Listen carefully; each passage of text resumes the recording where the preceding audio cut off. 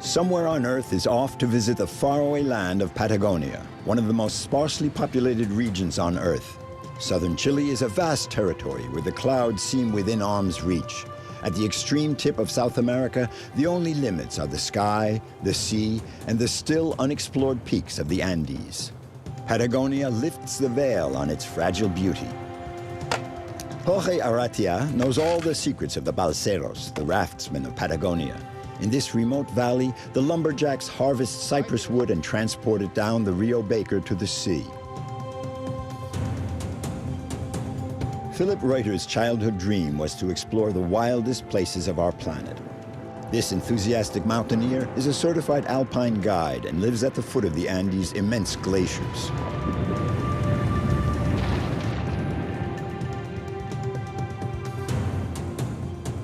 Carlos Barria is one of the southernmost men on Earth.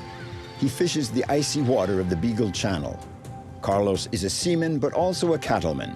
His ranch is situated at the ends of the Earth, very close to the mythical Cape Horn.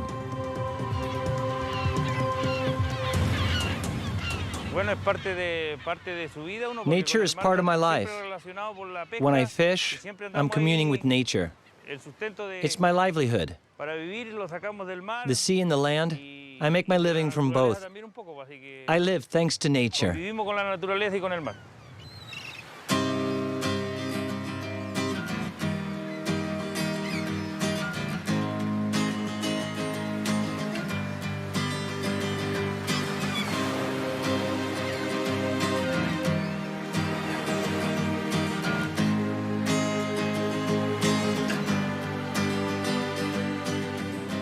Here, at the ends of the Earth, live people who can resist anything. Isolation and the glacial winds have forged the character of the inhabitants of Patagonia, perhaps the only place left where legends are still being written. Carlos, a king crab fisherman and rancher, lives beyond the end of the Earth on the Beagle Channel. The mountains and the sea are a never-ending test of courage for him. Carlos possesses the integrity of seafarers and the force of landsmen.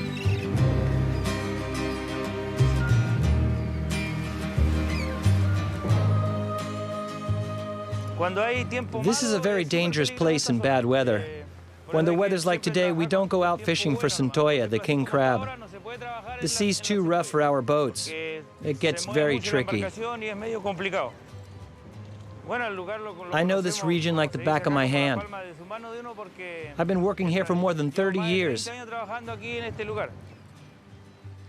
On the Beagle Channel, and further south as well.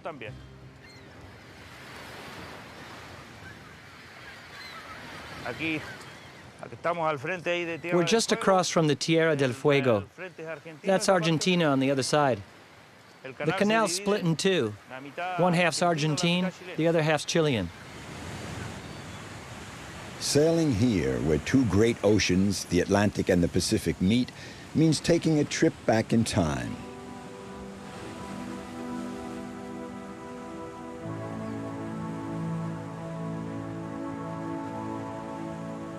The Beagle Channel, a passage gouged out of the cliff faces at the tail end of the Andes, is the last strait in southern Tierra del Fuego. The waterway, discovered in 1825, gets its name from the British brig, the Beagle. Its captain, Robert Fitzroy, had undertaken several expeditions to Patagonia. On one, he took aboard a young naturalist who would become one of the most famous scientists of his time, Charles Darwin.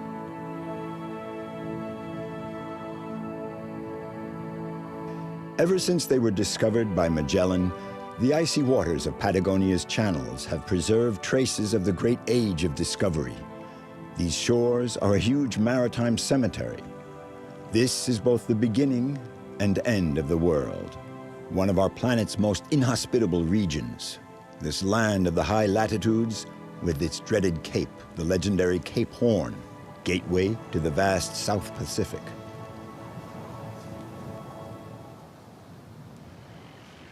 At Puerto Williams on the island of Navarino, the fishermen are getting ready for the centolla, or king crab season, their main source of income. On board Carlos's boat, Rodrimar, things are going wrong. The reversing gear is broken. The only way to get it fixed is to take out the engine and ship it to Punta Arenas, where they'll be able to replace the part. I've got to hurry and get this engine onto the ferry boat.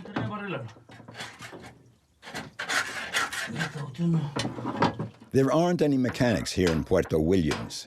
The nearest one is in Punta Arenas, the main port of Patagonia, 2 days away by boat. The crab season starts in a week, and I've got a motor that breaks down. This is really rotten luck. What Carlos does not mention is that not only could he very well miss out on the crab season, but he could also lose his crew. Many men in Puerto Williams earn their living from crab fishing, and for them it's out of the question to lose work on account of a faulty engine. Carlos knows this. Not only is his fishing season imperiled, but he'll have to find a boat to take him to Douglas, where he has his ranch and a herd of cattle. Douglas is 7 hours away by boat. Life on the edge of the earth has its constraints. One needs to accept them.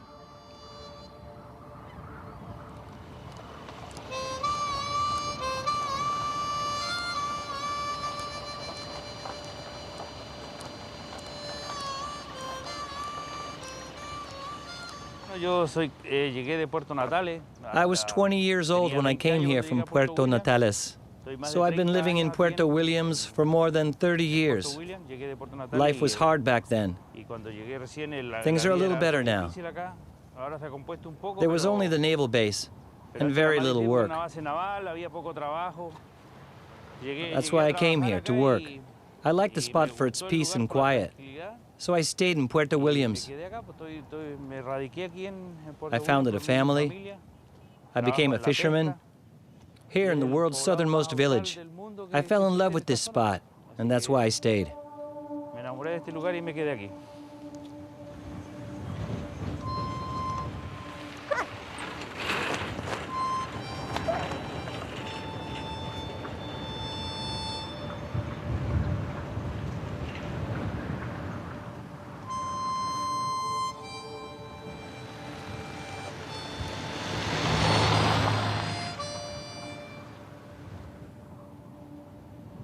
Puerto Williams, on the shores of the Beagle Channel, is Chile's southernmost community. The village, located across from Argentina's Tierra del Fuego, is a formal naval base. Now, the town has a population of just over 2,000, half of which are military personnel.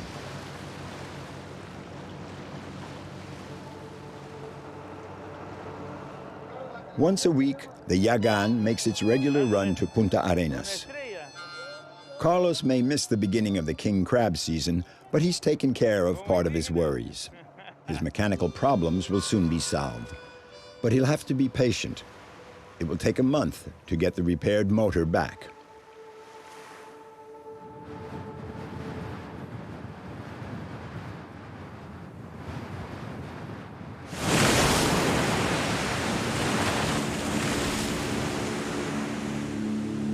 The southern storms swirl around the Antarctic. Patagonia is the first land that the west winds and the Pacific depressions encounter. Sailors call this part of the globe the roaring 40s and the furious 50s.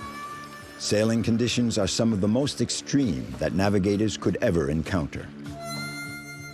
Carlos is heading for Douglas, where he has his ranch way off the beaten track.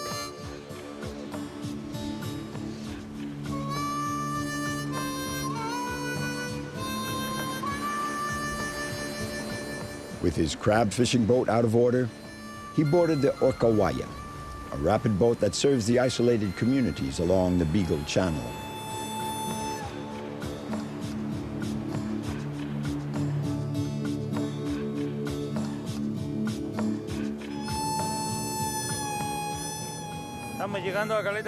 We're coming into Douglas Bay.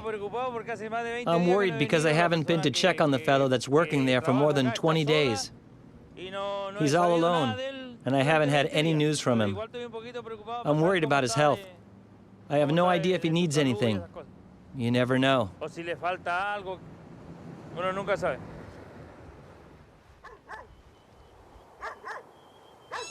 Douglas is an old Anglican mission that was abandoned in the early 20th century.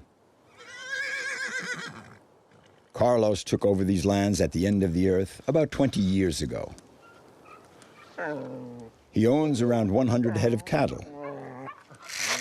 As soon as he sets foot on dry land, he gets to work with Jose, the silent caretaker of the campo. Jose has been totally cut off from the rest of the world for 4 months. Un lazo.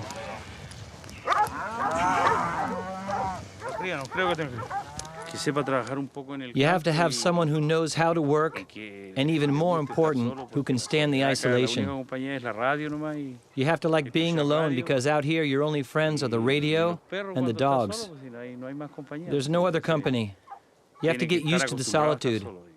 It's hard for those who can't live alone. It's a real problem. Súper complicado.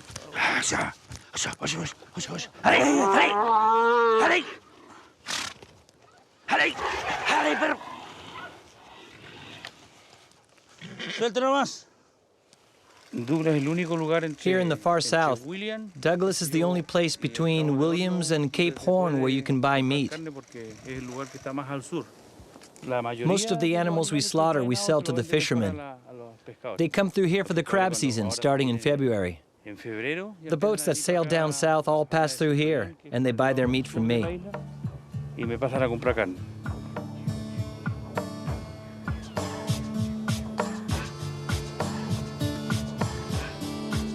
Carlos has created a refuge for himself in Douglas, a parcel of forgotten land that is an ideal spot to appreciate the full measure of the beauty of the world.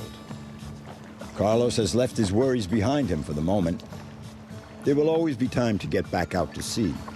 Meanwhile, he can still do some fishing here without a motor. Even though I had a problem with the motor and had to send it to Punta Arenas, I can still work and fish for crabs now that I'm here in Douglas. Ya no estamos parados, pues igual podemos hacer algo.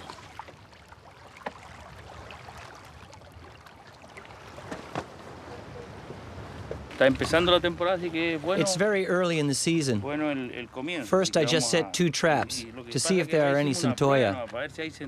If there are, I'll set some more. Y después vamos a tirar más material.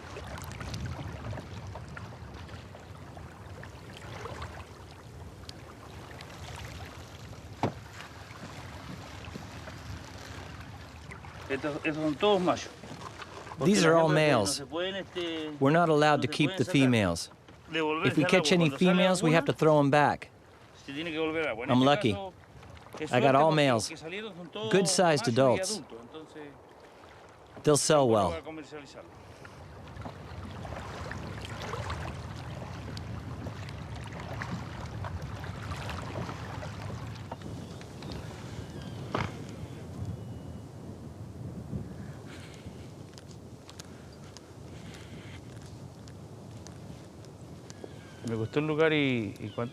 I really love this spot.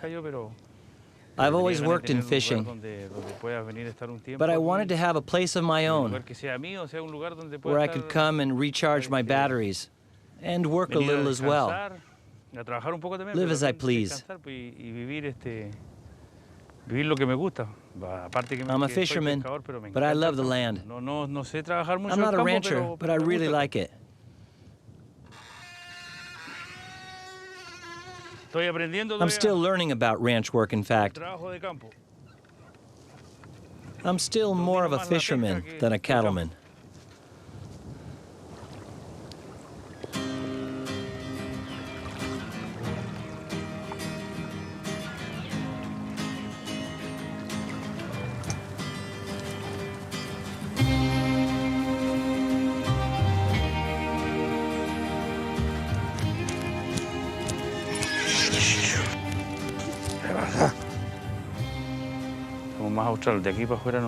From here to the end of the land, there's nobody. Only people passing through, like fishermen. For the moment, it's completely uninhabited.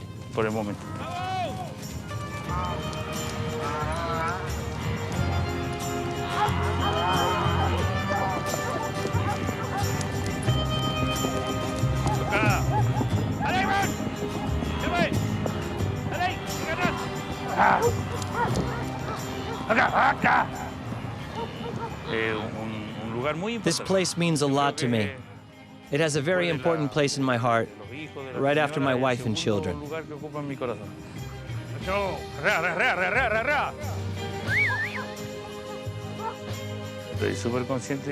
I realize that on the island of Navarino here, I'm living in the southernmost spot on Earth. If I hadn't settled here, I would have found somewhere even further south.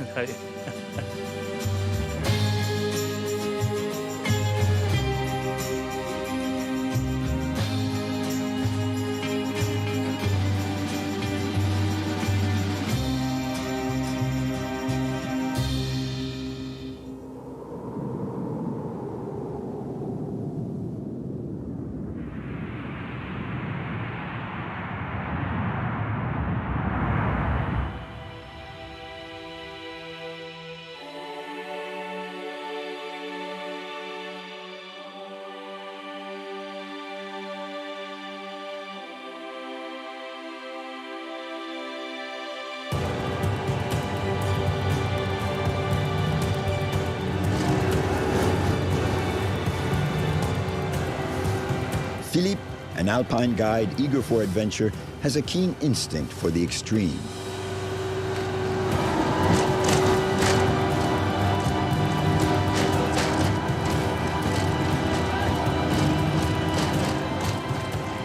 This is really the kind of spot where there are no limits. No limits to the forces of nature. No limits to the adventures you can experience without seeing anyone else. No limits to the distances. They are vast. There are no limits to anything here.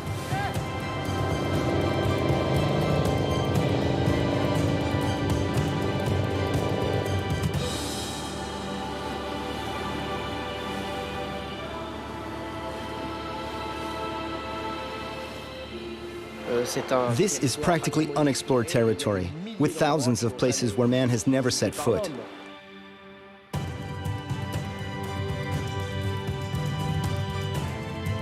A vestige of long-gone ice ages, the valley of the Rio Leones is a gateway to the summits of Patagonia. For almost 20 years now, Philippe has been opening trails for the climbing expeditions that he organizes.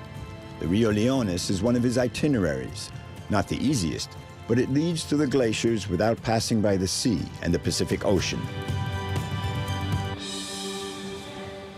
Now we have some work to do in the river. We're going to remove some stones that are a hazard when we go upstream by boat. There are two big stones that are a little tricky to get past when the river is low, so we're going to try to get them out.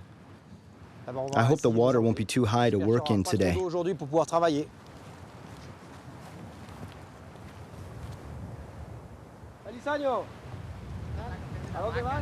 You lost a cow? We didn't see it anywhere, but if we find it, we eat it. Después te la entrego en bandejita. Te vale, ¿o no? Nos vemos. Que estés bien. Chao. Oye, ese perrito no es una oveja. Te equivocaste. Oye, Pato. Hey, Pato. Pretty good weather today, huh? Espero que no esté tan alto, pero We can see the stones sticking out of the river there. aparece. Así que We should be able to get the job done. trabajar algo.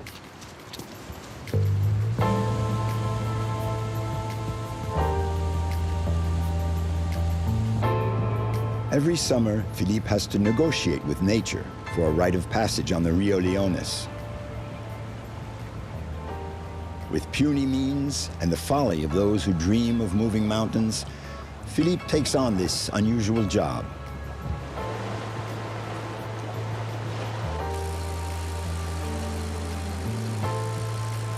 Ocho, ¿te me copias?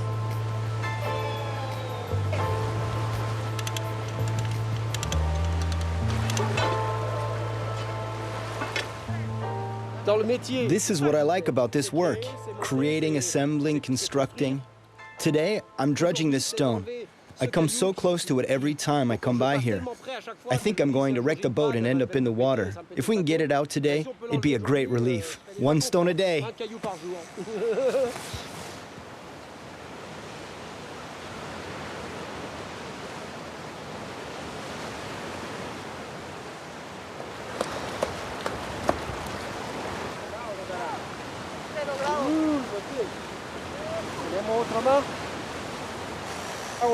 We have to spend hours in the cold water, move tons and tons of stone by hand, but nature lends a hand. We take out the stone and she carries away the rest. That's how it goes.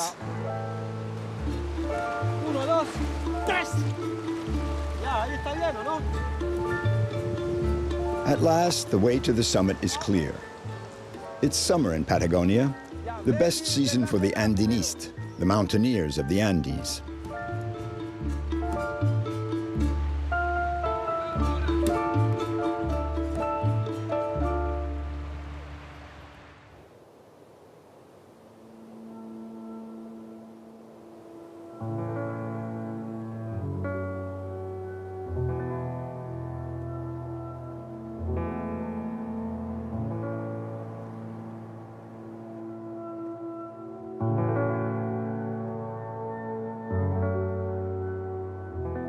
After a lifetime of pushing his limits, Philippe came to live on the shores of Lake Carrera General, in the heart of Patagonia.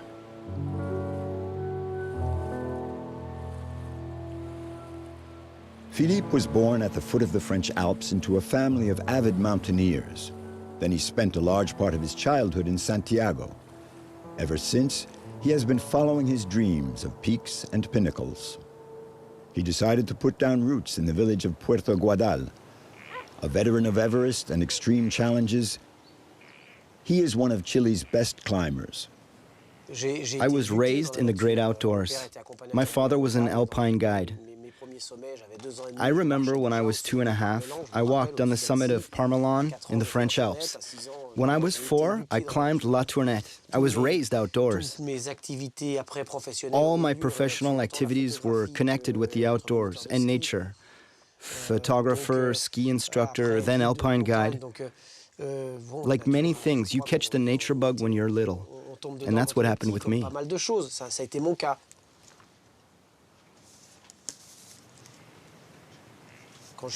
When I'm out in the wild, I don't think about anything apart from the stone or the tree I have to move or the cabin I have to build. It's a way of doing yoga. It's my own brand of yoga. It's life reduced to its simplest expressions. Eating, sleeping, walking. That's all there is to it. It really does me a world of good.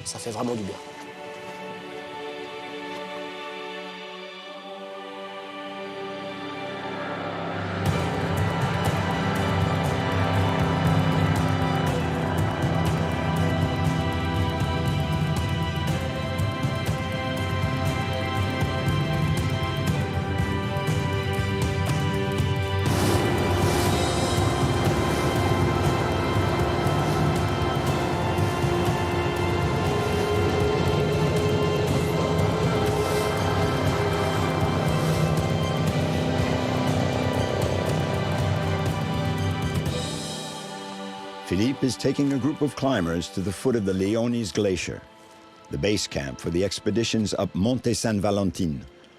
Over 4,000 meters high, it's one of Patagonia's tallest peaks. There are 3 passes to cross. The climb will take 20 days. The success of an expedition always depends on the weather conditions, but perhaps even more so here with the cold and wind. The weather is extreme, identical to the nearby Antarctic. Only 10% of the climbers who tackle this mountain manage to reach the peak.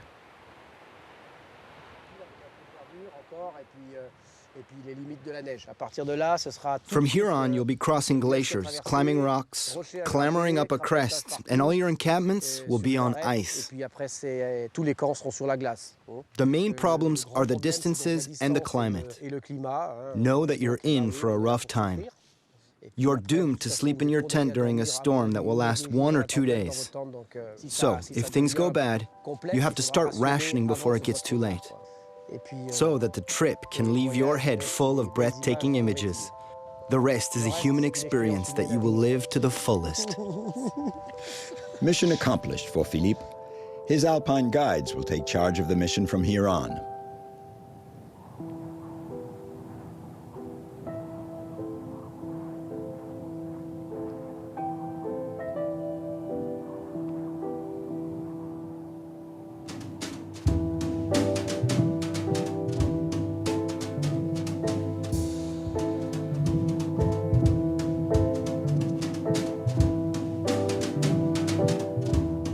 After the Arctic and the Antarctic, this is the largest frozen expanse on Earth.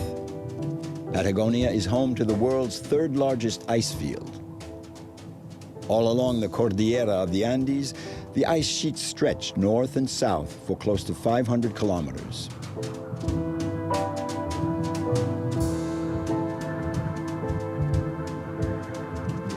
This is the realm of the Willowa, the cold, violent, and unpredictable wind that barrels down the mountain slopes at speeds up to 300 kilometers an hour.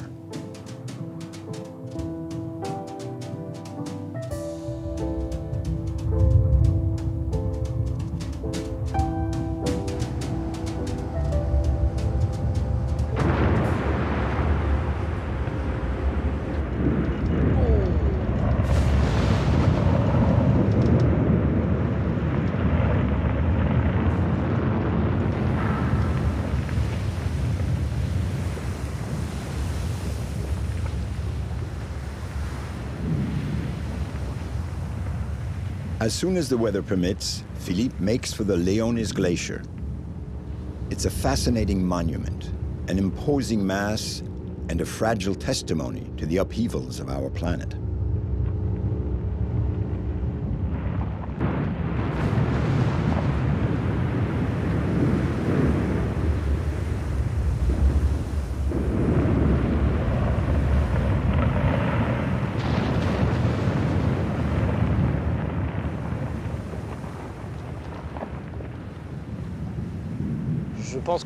Well, it gives me a feeling of sadness.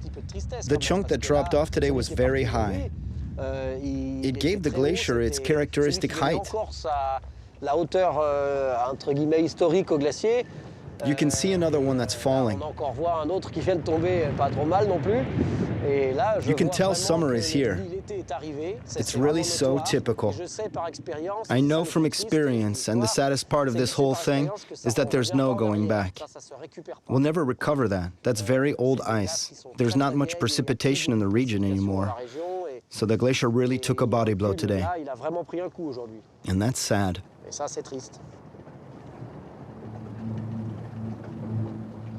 I've been coming here for 17 years.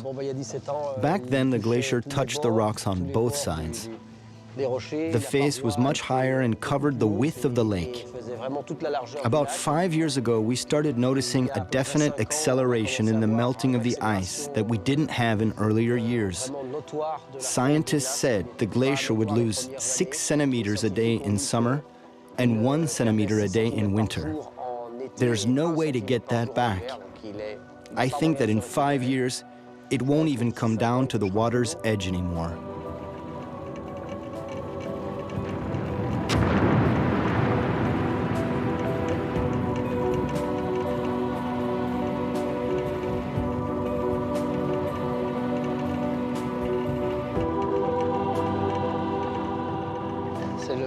This is the pulse of the planet.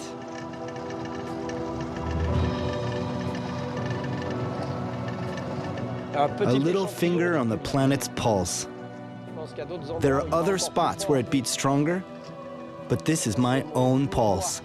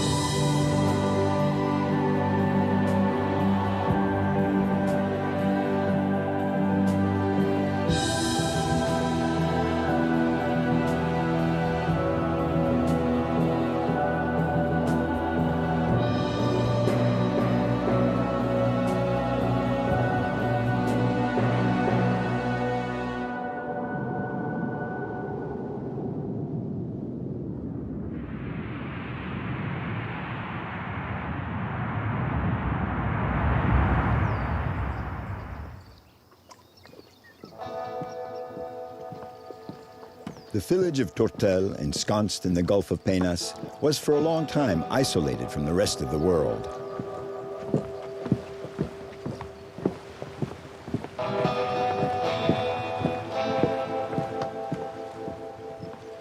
was not until the early 2000s that the arrival of Route 7, La Carretera Austral, broke the isolation of the inhabitants.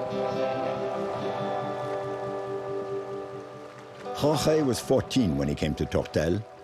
Like everyone else here, he became a lumberjack. Tortel saw the light of day thanks to cypress wood. The boardwalks are all made of wood, the local wood. Cypress wood has been Tortel's livelihood for years. Tortel was founded in the 1950s by the balseros, the raftsmen. They assembled thousands of rafts in order to transport logs to the sea. Jorge knows all the secrets of the balseros, and he wants to transmit his knowledge to his sons. They're going to make a descent of one of Patagonia's major rivers, a voyage through the heart of dark forests in the wake of the old raftsmen, the memory of the Rio Baker.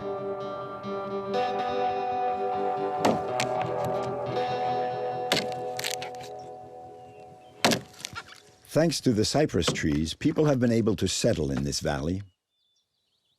Now, Jorge is no longer allowed to log the greenwood, only the trunks burned in the tragic forest fires of the 1960s, which destroyed a part of Patagonia's virgin forest.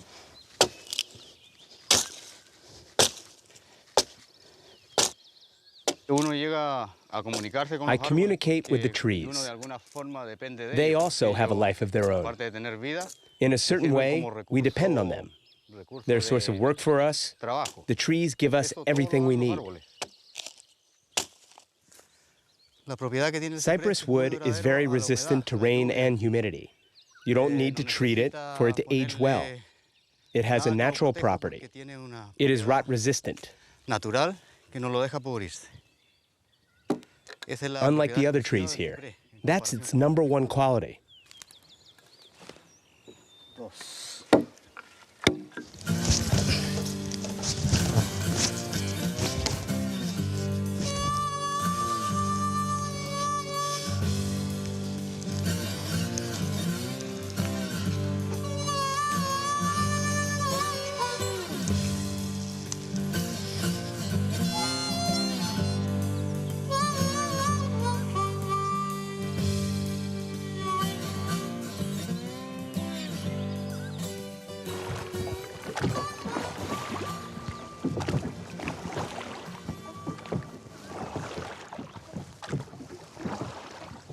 We're going to Luis Jimenez Gonzalez's place.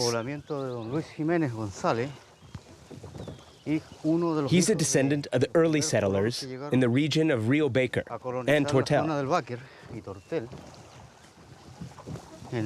They came here around 1945. His father was one of the very first settlers here. Getting to know these people has been the best thing that's ever happened to me. They were very special people and they made a lot of sacrifices. They were brave, bravos, as we say in Patagonia.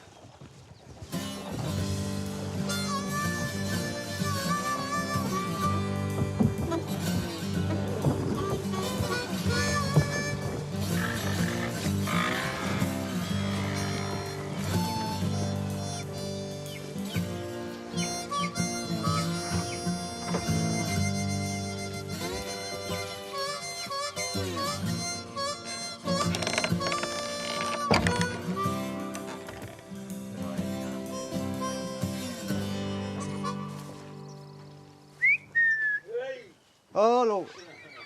¿Hay gente o no hay gente? Permiso, señor, venimos a visitarle un rato a don Luis Jiménez.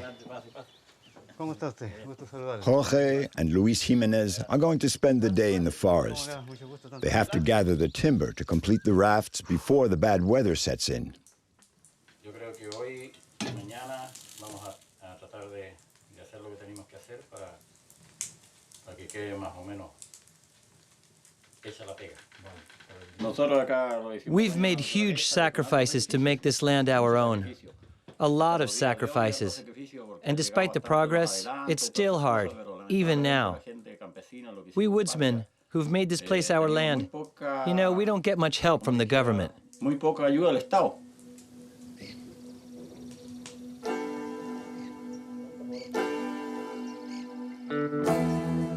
In the 1940s, a few pioneering families like Luis's settled in this valley here in southern Chile.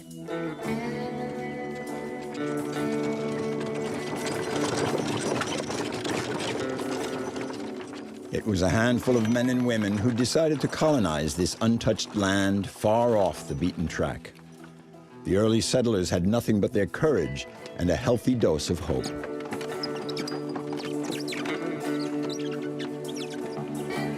Now, some 60 years later, life hasn't changed much for the men and women of Patagonia here on the banks of the Rio Baker. In the forest, everyday life is still laced with adventure. Luis and Diego, Jorge's youngest sons, have long dreamed of the day they would finally raft down the Rio Baker. They grew up listening to tales of the balseros, those men of the forest who carved in wood the legendary history of this corner of the world.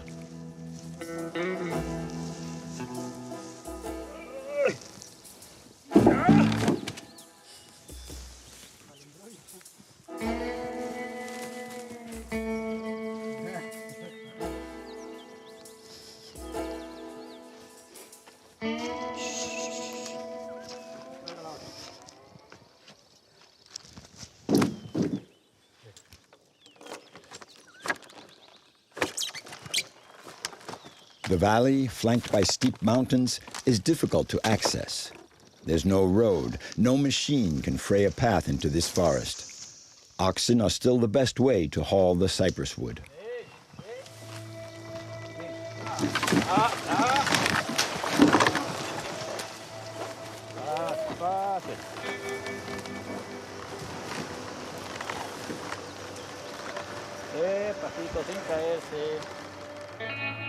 Time has stood still here in the Baker Valley. Today, 70 years after the arrival of the first pioneers, Jorge and Jimenez are carrying on the tradition of the balseros.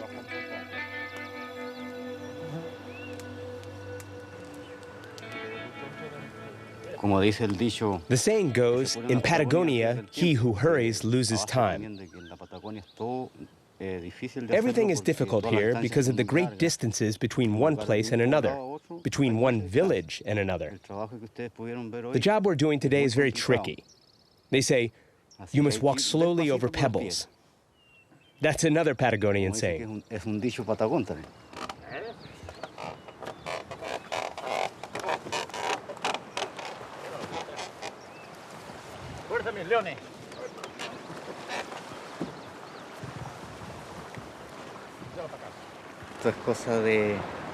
It's the school of life, the school of nature. Life teaches you so many things. It teaches you to improvise. Everything we learned here has been transmitted by the pioneers, the early settlers. We've learned it all from them. I certainly did.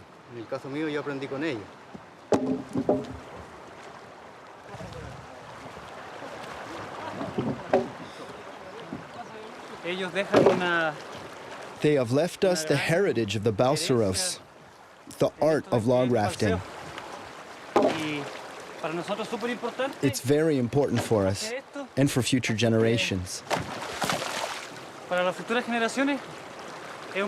It's a privilege to be able to do this and to maybe one day pass it on so that it doesn't die out. These people are like living treasures. I think it's the most valuable aspect of our culture.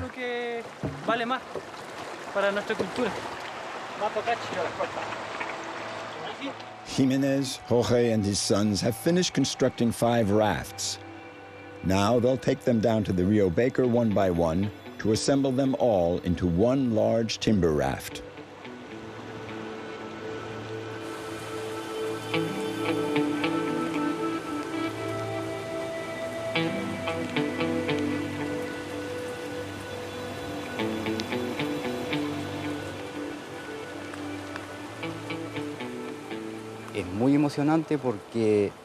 It's very moving for me to see them working like this, because I've been doing this for years, more than 20 years. Back then, I would work with the old-timers. I didn't take things so much to heart. It was just my everyday life.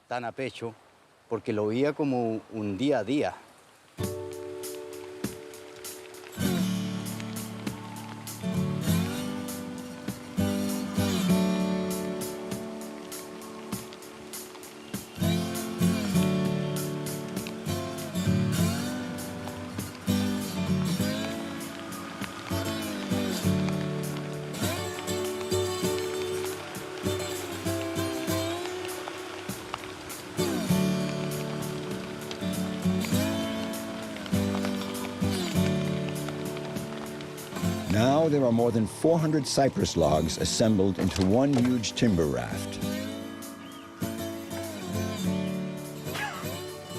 It's a beautiful sight, but it's very dangerous.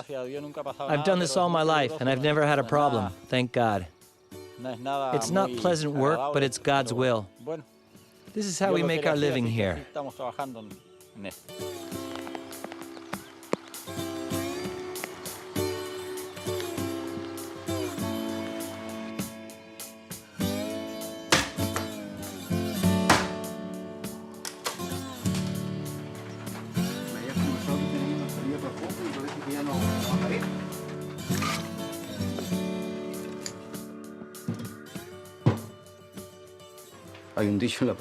There's a Patagonian saying, if you live in Patagonia, you're doubly Chilean. Not everyone can put up with the way of life here. It's too hard. People from Santiago or any other big city are used to an agreeable climate. They've acquired a taste for modern conveniences. But if they were to come here, they wouldn't be able to stand it. It's just too harsh.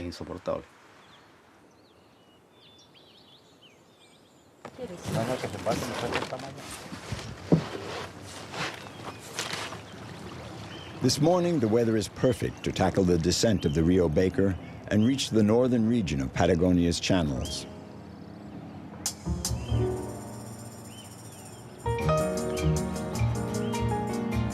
If El Señor Baker, as they call the river, is in a good mood, it will take them 2 days riding the current to reach Tortel. When the winter is harsh and the summer mild, the water level can rise quite suddenly. Upstream, the glacier melt and the tributaries carry tons of alluvium. Trees torn from the banks form dams that will suddenly give way in flood periods. The river dwellers know that these natural phenomena can submerge the valley in a few hours. All the balseros remember those who lost their lives on the Baker.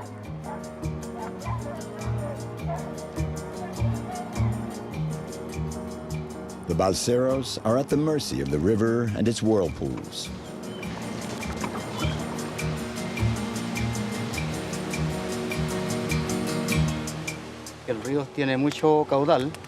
The river has a very strong current. It sweeps you along and tosses you from side to side. It's really swift. If you're overconfident, nature will not give you any breaks. You have to respect her. And even so, always anticipate. Nature is good, but all the same, you should never forget that she is the one who's in charge. You have to navigate at her rhythm.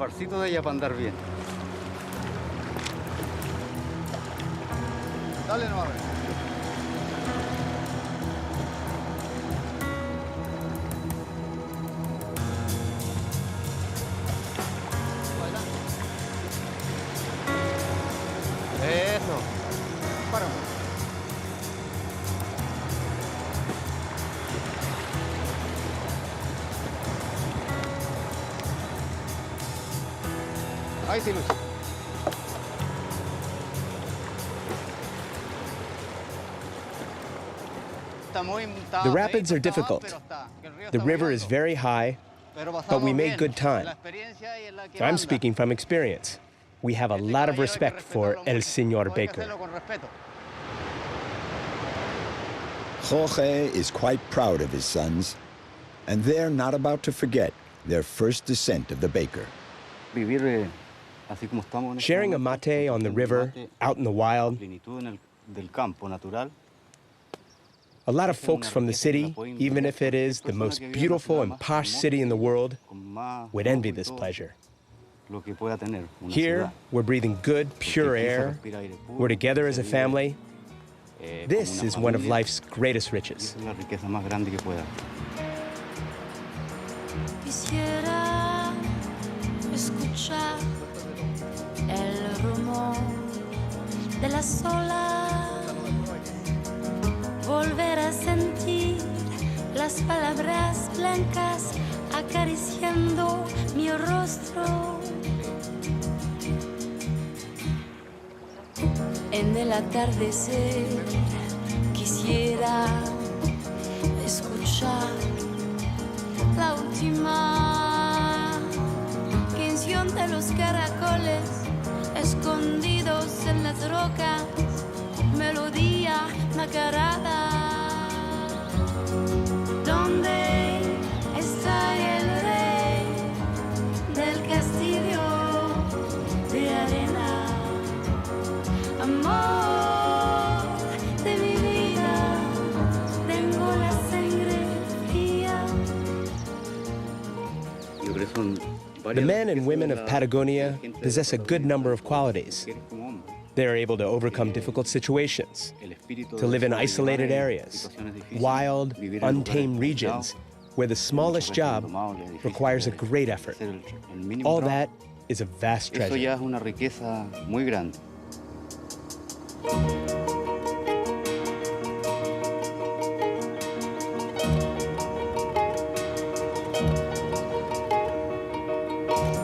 Quisiera caminar contra el viento, pecho a pecho, y halagarme sobre sus labios y caer en su boca roja. En la luz matinal de sus ojos azul dorado resplandecientes, quisiera nadar